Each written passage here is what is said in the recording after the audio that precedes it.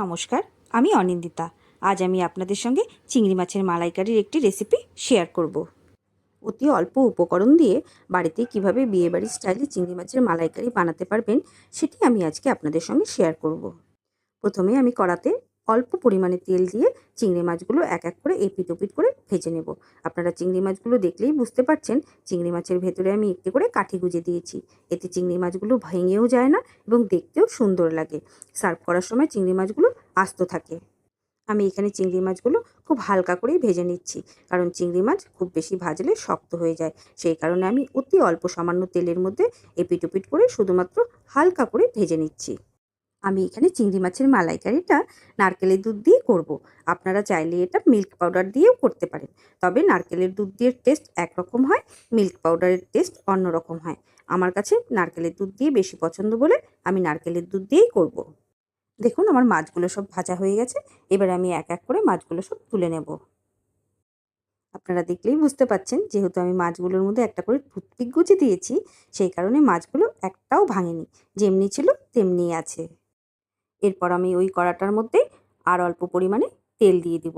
তেল দেওয়ার পর তেলটা গরম হয়ে গেলে আমি আস্তে আস্তে ওর মধ্যে সম্বারগুলো দিয়ে দেব। সম্বারে আমি এখানে তেজপাতা, গোটা গরম মশলা, অল্প জিরে আর শুকনো লঙ্কা দিয়েছি। সম্বারটা হালকা ভেজে নেব। এদিকে আমি একটা মিক্সিং জারের মধ্যে একটা পেঁয়াজ, একটা টমেটো, একটা কাঁচা লঙ্কা, অল্প আদার টুকরো এবং 3-4টে কোয়া রসুন ভালো করে পেস্ট করে নিয়েছি।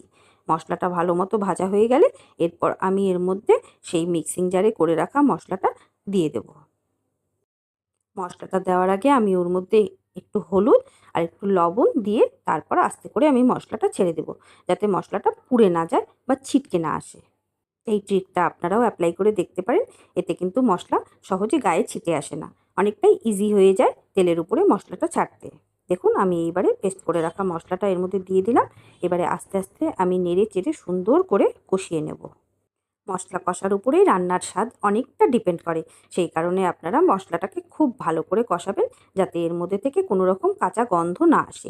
ঢেকে ঢেকে আস্তে আস্তে করে কষাতে থাকবেন, তাহলেই মশলার স্বাদ দ্বিগুণ বেড়ে যাবে। এরপর আমি মশলাটার মধ্যে কাশ্মীরি লঙ্কার গুঁড়ো দিয়ে দেবো। কাশ্মীরি লঙ্কার গুঁড়োটা সম্পূর্ণ অপশনাল, আপনারা চাইলে দিতে পারেন, চাইলে নাও দিতে পারেন। যেহেতু কাশ্মীরি লঙ্কার গুঁড়ো দিলে মশলার রঙটা একদম চেঞ্জ হয়ে যায়, সেই কারণে আমি দিয়েছি।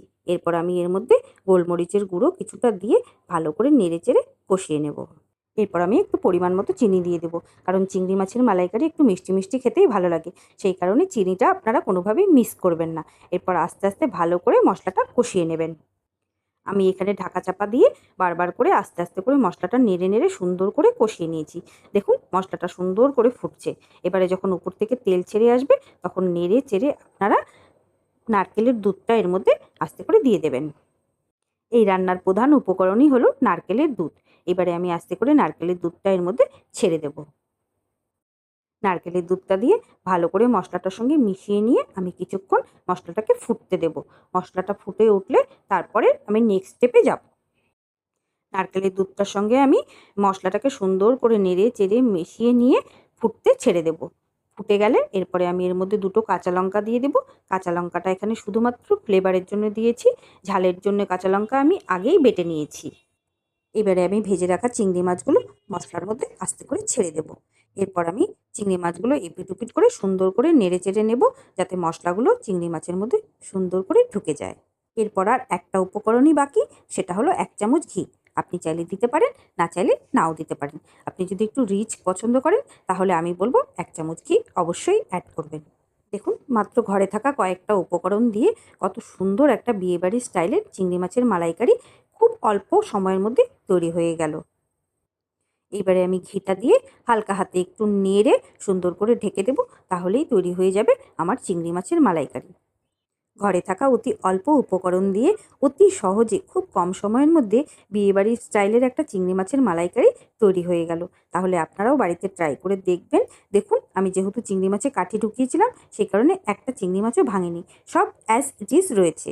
আপনারাও তৈরি করে দেখবেন এবং আমাকে জানাবেন চিংড়ি মাছের রেসিপিটি আপনাদের কেমন লাগলো। ততক্ষণের জন্য সবাই ভালো থাকবেন, সুস্থ থাকবেন। নমস্কার।